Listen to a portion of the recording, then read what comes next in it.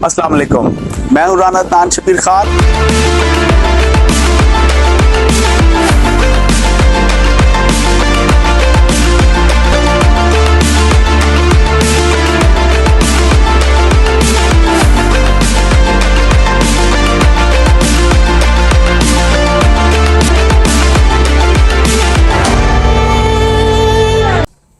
السلام علیکم، میں ہوں رانا عدنان شبیر خان اور آپ دیکھ رہے ہیں نوائے فکر۔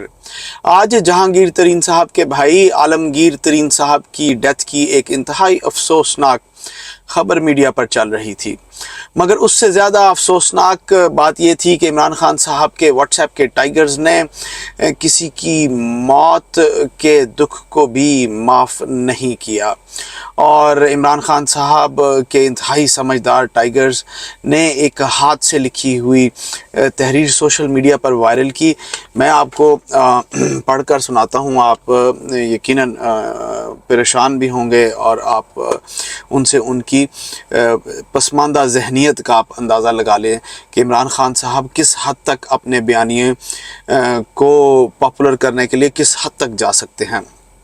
میں یہ پڑھتا ہوں، آپ کے ادھر بھی لگا دی ہے میں نے آپ اس کو۔ میں عالمگیر ترین اپنے پورے ہوش و حواس میں یہ خط لکھ رہا ہوں، میرے پاکستانیوں پر ملک کے اندر انسان نہیں درندے بستے ہیں۔ اب چیف جسٹس صاحب کو دیکھ لیں، وہ انصاف کی کرسی پر بیٹھے ہیں، کیا وہ اس ملک میں انصاف کر پا رہے ہیں؟ چیف جسٹس صاحب ایک بات یاد رکھیں، مرنا آپ نے بھی ہے، اللہ کو جواب آپ نے بھی دینا ہے، اور آپ کو یہ بھی پتہ ہے کہ کون قصوروار ہے۔ اگر آپ نہیں کر سکتے تو یہ کرسی کم از کم چھوڑ دیں، آخرت میں جواب نہیں دینا ہے آپ نے کیا۔ باقی میری موت کا ذمہ دار کسی کو نہ ٹھہرایا جائے، وہ ایک بندہ جو مر رہا ہو وہ کبھی بھی جھوٹ نہیں بولتا۔ پاکستان کو صرف اور صرف عمران خان ہی بچا سکتا ہے۔ پاکستانیوں ابھی بھی وقت ہے، صحیح ٹریک پر آ جاؤ، یا پھر بغیرتوں کی طرح ہاتھ میں چوڑیاں پہن لو اور زہر کے پیالے میں ڈوب کر مرو۔ آخر میں چیف جسٹس صاحب، خدا را کچھ ملک سنبھالو، غریبوں کا خیال کرو، آپ کو عدل کی کرسی پر بیٹھے ہو۔ عالمگیر ترین خان صاحب، اور ان کے نیچے سائن بھی کیے ہوئے ہیں۔ آپ یقین کریں، جب میں نے یہ دیکھا اور تو میں کافی دیر تک سکتے میں چلا گیا۔ بہرحال خان صاحب کو تو اپنے ان واٹس ایپ کے ٹائیگرز پر بہت فخر ہے، اور وہ کہتے ہیں کہ میں نے تو اپنے ورکرز کی ٹریننگ بہت اچھے طریقے سے کی ہے۔ لیکن خان جی جب بھی مورخ پچھلے 1.5 سال کی تاریخ کو رقم کرے گا تو وہ ضرور دنیا کو بتائے گا کہ آپ نے کس طرح پاکستان کے سوشل فیبرک کو تباہ کر دیا ہے۔ آج خان صاحب نے بین الاقوامی خبر رساں ایجنسی پروفائل کو انٹرویو دیتے ہوئے کہا کہ وہ سمجھتے ہیں کہ ان کو الیکشن سے پہلے جیل میں ڈال دیا جائے گا، کیونکہ موجودہ حکومت اور پاکستان عوامی خوف زدہ ہے کہ کہیں وہ حکومت میں نہ آ جائیں۔ آئیے میں انہی کی زبانی آپ کو سناتا ہوں۔ Do you expect to remain free, if we can call this free, or do you expect to be arrested in the near future? Oh, I expect to be arrested. There are over 170 cases, and every day there's some new case that they come up with. Bear in mind that at the age of 70, I didn't have one criminal case, and in the last few months, I have over 170, and growing. I mean, the number is increasing. So I expect that they will arrest me because they are determined that I should be in jail before the elections. Mm-hmm. Because, the whole idea is that I should not be competing in the elections, because they all know from the opinion polls, from all the surveys, that this party will win the elections in a landslide. And that's why they are determined that I should not be able to campaign and I should be in jail. Mm-hmm. When you say they, can you name the people or the organizations? Well, it's the people in power. They are the 12 parties coalition government, but they are backed by the establishment, the military establishment. जी सुना आपने, उन्होंने साफ कहा कि मुझे फौज दोबारा हुकूमत में नहीं देखना चाहती। इमरान खान साहब रोज़ाना या तकरीबन हर दूसरे तीसरे दिन किसी बैनुल अक़वामी ख़बर एजेंसी को इंटरव्यू देते हैं और उनको यही तासर देते हैं कि जनाब फ़ौज मेरे ख़िलाफ़ है, और बेसिकली वो लोग सुनना भी यही चाहते हैं। वो साथ ये भी कहते हैं कि मैं बहुत पॉपुलर हूँ, खुदा के लिए मेरे लिए आवाज़ उठाओ। और वो ये भी कहते हैं कि वो जो मैंने कहा था कि अमेरिका ने मेरे ख़िलाफ़ साजिश और मुदाखलत की है, वो मुझे बाद में पता चला कि जनरल बाजवा साहब ने कोई लॉबिंग की थी, पैसे दिए थे, तो इस वजह से हुई, तो वो मेरे से गलती हो गई, अमेरिका बादशाह का इसमें कोई कसूर नहीं, तो मुझे खुदा माफ़ कर दो। बहरहाल रोज़ाना एक ही सेट पैटर्न के ऊपर वो बात करते हैं, अवाम से कर लें या बैनुल अक़वामी मीडिया से कर लें। आगे चलते हैं। मियां नवाज शरीफ साहब के ख़िलाफ़ करप्शन के केसेस आहिस्ता आहिस्ता कम होते जा रहे हैं, उनको रिलीफ मिलता चला जा रहा है, उनके वापसी के रास्ते को क्लियर किया जा रहा है। आज नवाज शरीफ साहब के ख़िलाफ़ एक प्लॉट वाला केस था, उसका फ़ैसला आया जिसमें उनको माफ़ कर दिया गया और कहा गया जनाब ये तो पॉलिटिकली मोटिवेटेड केस था। तो चलते हैं अहमद के पास और उनसे पूछते हैं कि वो जो नवाज शरीफ साहब के लिए रास्ता क्लियर किया जा रहा है उस बारे में उनकी क्या सोच है। जी अहमद। जी अस्सलाम वालेकुम राना साहब। राना साहब, ये कोई कुछ साल पहले की बात होगी कि मुल्तान मेट्रो बनी और उसमें कुछ चीनी एक्सपर्ट और बिल्डर भी इन्वॉल्व थे। कुछ अर्से बाद चीन की जो कॉर्पोरेट लॉ अथॉरिटी या जो SECP securities and exchange commission जो प्राइवेट कंपनीज को डील करती है, पब्लिक कंपनीज को रजिस्टर करती है, उनकी तरफ से पाकिस्तान में खत आया, पाकिस्तान की SECP को, कि एक साहब हैं, उनका नाम है शहबाज शरीफ साहब, और वो $40 मिलियन उनके अकाउंट से चीन की तरफ ट्रांसफर, चीन से भेजे गए, उनके अकाउंट में आए। तो ये कौन साहब हैं और इनकी क्या हैसियत है, किस हैसियत से ये पैसे आए। शहबाज शरीफ साहब से जब पूछा गया, उस वक्त शायद वो वज़ीर आला थे, तो उन्होंने कहा मुझे नहीं पता है ये पैसे कब आए, कहाँ से है, मुझे तो इसका कोई इल्म नहीं। फिर हुदैबिया शुगर मिल का ही केस था ना, 18 अरब रुपए, तो वो कुछ अरब एक चौकीदार के जेब में थे, कुछ अरब दूसरे के अकाउंट में थे, कुछ अरब तीसरे के अकाउंट में थे, कुछ 6-7 बंदे थे। आहिस्ता आहिस्ता जैसे केस चला, आहिस्ता आहिस्ता उन बंदों की डेथ होना शुरू हो गई, फिर वो फौत हो गए।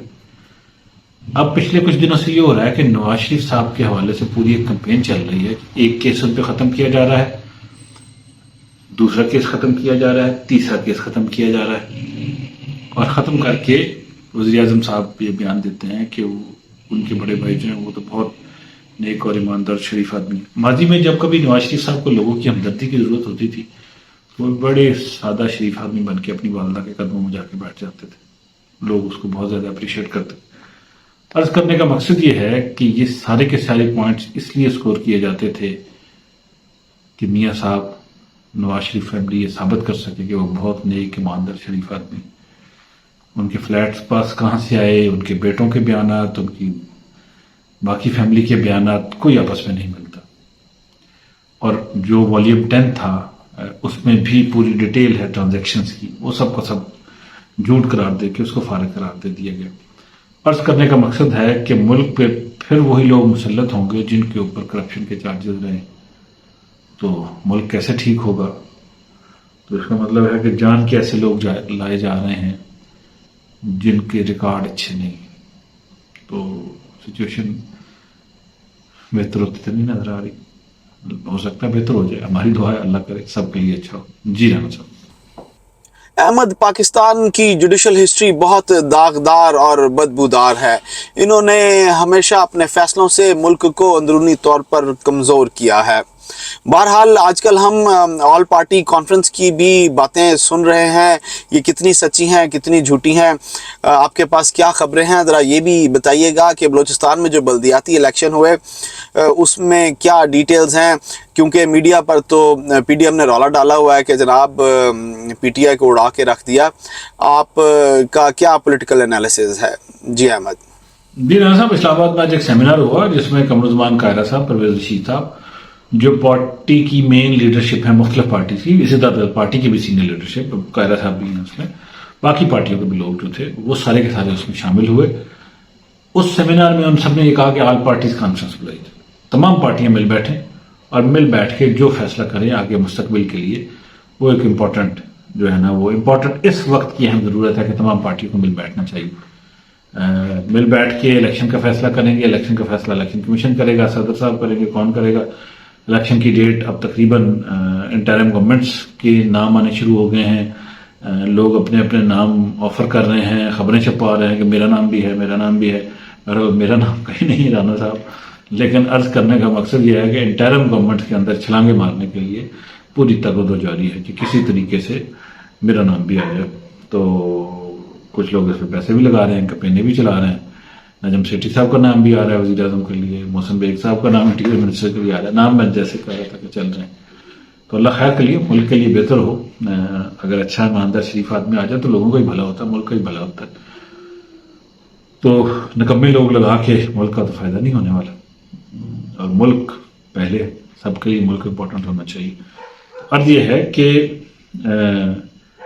پولیٹیکل پروسیس جو ہے، خواہ وہ پارٹیاں مل بیٹھیں، خواہ الیکشن کی ڈیٹ آ جائے، یہ پولیٹیکل پروسیس جو ہے اس کی قیمت یہ ہوتی ہے کہ ملک میں اکانومی تھوڑی سی ڈیمپن ہو جاتی ہے، وہ بیک برنر پہ چلی جاتی ہے. یعنی کہ اس کی پرواہ لوگوں کو کم ہونا شروع ہو جاتی ہے اور لوگوں کو فکر لگ جاتی ہے.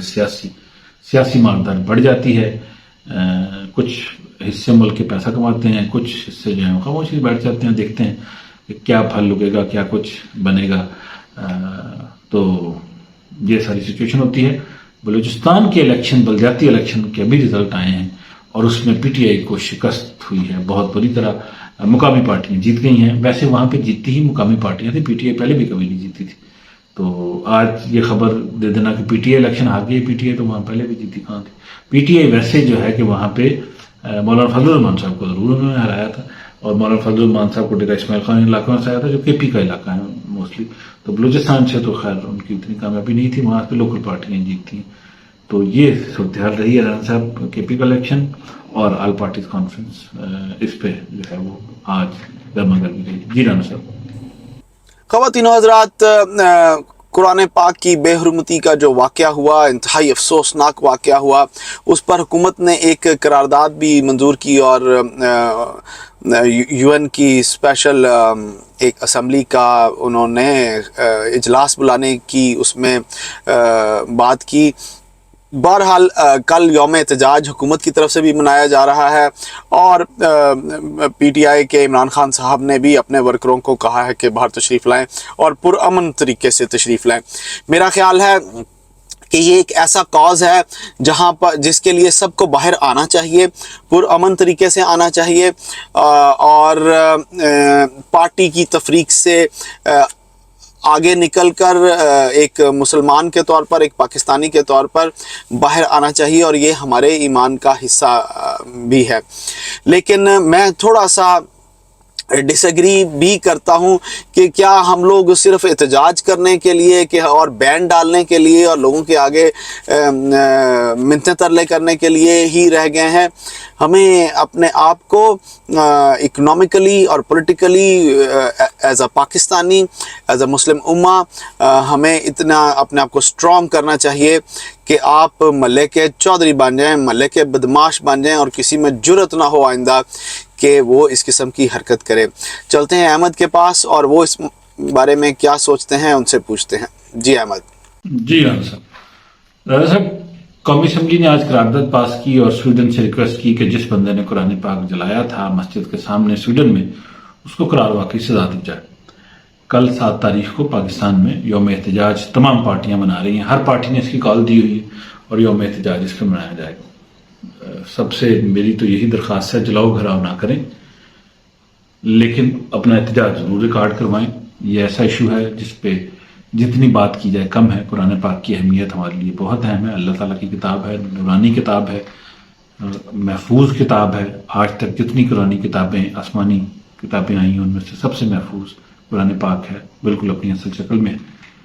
سویڈن میں اچھے واقعات نہیں ہوئے تو اس لیے، اور یورپ میں بھی کبھی کبھی یہ ہو جاتے ہیں. یو این نے بھی اس پہ قراردادیں پاس کی ہیں. میرا خیال ہے کہ یورپینس کو اس کو کنسیڈر کرنے کی ضرورت ہے کہ وہ جو ہے قرآن پاک کے حوالے سے کوئی ایسا کام نہ کریں. دوسری عرض میں یہ کرتا چلوں کہ آج میں نے ایک ویڈیو دیکھی، وہ میں شیئر بھی کرتا ہوں، نان صاحب آپ بھی ناظرین کو دکھائیے گا، ابھی اس کی اتھینٹسٹی کلیئر ہو جائے گی۔ بخارا سمرقند، بخارا ازبکستان میں ایک بلڈنگ بنائی گئی ہے، اس بلڈنگ کی دیواروں پہ ہر کمرے میں ایک سپارہ لکھا گیا ہے قرآن پاک، 30 کمرے ہیں، 30 پارے دیواروں پہ لکھے گئے ہیں۔ بڑی خوبصورت بات ہے، دیکھ کے اچھا لگا، اچھا احساس ہوا۔ اس کی ڈیٹیل ابھی آئے گی، لیکن قرآن پاک کے حوالے سے میں عرض کرتا چلوں، نمبر 1۔ نمبر 2، اگر کبھی آپ مصر میں جائیں تو میں کل ہی آج ایک بیان پڑھ رہا تھا، ایک صاحب ہیں وہاں پہ امام ہیں، وہ ہر 5 نمازوں میں قرآن پاک مسلسل سناتے ہیں اور کوشش کرتے ہیں کہ مہینے کے اندر اندر یا 16 دنوں کے اندر اندر قرآن پاک پورا ختم ہو جائے۔ مصر میں نے خود دیکھا ہے رانا صاحب کو، لوگ گاڑی ڈرائیو کر رہے ہوتے ہیں اور ہاتھ میں قرآن پاک بھی ہے، ساتھ گاڑی کا ہینڈل بھی پکڑا ہوا ہے، ایسے گاڑی چلا رہے ہیں، ساتھ ساتھ قرآن پاک پڑھ رہے ہیں، آفیسز میں جا رہے ہیں قرآن پکڑا ہوا ہے، ہاتھ میں پڑھ رہے ہیں۔ مصر میں بہت زیادہ قرآن پاک پڑھا جاتا ہے، بر صغیر میں کہتے ہیں بہت زیادہ سمجھا جاتا ہے، لوگوں نے بڑی تحقیق کی ہے اس پہ۔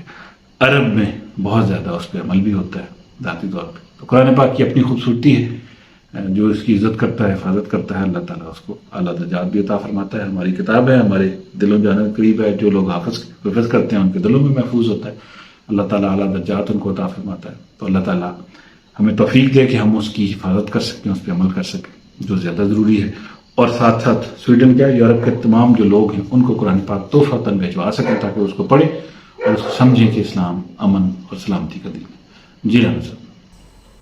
خواتین و حضرات، حکومت نے جو 2 ایکٹ بنائے ہیں، وہ میرا ذاتی طور پر خیال یہ ہے کہ وہ سپریم کورٹ سے اسٹرائک ڈاؤن ہو جائیں گے، جن میں سے پہلا تو وہ 5 سال والی نااہلی کا ایکٹ ہے، جس میں احمد بہت پریشان ہیں کہ کہیں یہ چور اور ڈاکو ہمارے سر پر دوبارہ مسلط نہ کر دیے جائیں۔ میرا نہیں خیال کہ وہ 5 سال والا ایکٹ سپریم کورٹ میں کامیابی سے ہمکنار ہوگا۔ دوسرا، یہ جو بینچوں کی تشکیل والی امینڈمنٹ ہے، وہ بھی میرا ذاتی طور پہ خیال ہے کہ اسٹرائک ڈاؤن ہو جائے گی، کیونکہ ان دونوں چیزوں کے لیے حکومت کو لیجسلیشن کی ضرورت ہے۔ ایکٹ کے ساتھ وہ اس کو شاید نافذ نہ کر سکیں، اور لیجسلیشن کے لیے ان کو 2/3 میجورٹی کی ضرورت ہے، جو ان کے پاس کم از کم نہیں ہے۔ ایک چیز اور جو حکومت کے اور میاں شہباز شریف صاحب کے سر پر ایک تلوار لٹک رہی ہے، وہ تلوار یہ ہے کہ 14 مئی کے جو الیکشن والا ڈیسیژن تھا سپریم کورٹ کا، وہ ابھی بھی وہیں موجود ہے۔ اس پر خاموشی جو ہے وہ میرا نہیں خیال کہ اس کو لائٹلی شہباز شریف صاحب کو لینا چاہیے، وہ کسی بھی وقت شہباز شریف صاحب کو بھی نااہل کر سکتی ہے۔ بہرحال، اگر ہماری عدالتیں، اگر ہماری سیاسی لیڈرشپ وہ پاکستان کو معاشی طور پر مستحکم دیکھنا چاہتی ہے، تو ان کو آپس کے مسائل کو حل کرنا ہوگا، کیونکہ صرف پولیٹیکل سٹیبلٹی سے ہی اکنامک سٹیبلٹی آئے گی۔ جب ایک حکومت ایک فری اینڈ فیئر الیکشن کے بعد حکومت بنے گی، وہ حکومت ایک کنٹینیوٹی آف پالیسیز کو لے کر چلے گی، اور فارن انویسٹر کو اور یہ جو ہمیں پیسے دیتے ہیں IMF اور ورلڈ بینک اور بلا بلا بلا، یہ ان سب کو بھی پتہ ہوگا کہ حکومت جو کہے گی وہ 5 سال تک کرے گی بھی، اور یہی ایک حل میرے نزدیک ہے کہ پاکستان کو دوبارہ اپنے پیروں پر لایا جا سکے۔ جو لوگ نا امید ہیں، میں ان سے ایگری نہیں کرتا۔ پاکستان ایک انتہائی وائبرنٹ ملک ہے، اور پاکستان کے اندر بہت کیپیسٹی ہے اور کیپیبلٹی بھی ہے۔ ہمارے پاس اچھے لوگ موجود ہیں جو پاکستان کو دوبارہ اپنے پیروں پر لا سکتے ہیں۔ ہم سب کو اچھی امید رکھنی چاہیے۔ میں آپ سے اجازت لوں گا۔ اللہ آپ سب کو آسانیاں نصیب فرمائے اور آسانیاں تقسیم کرنا نصیب فرمائے۔ السلام علیکم۔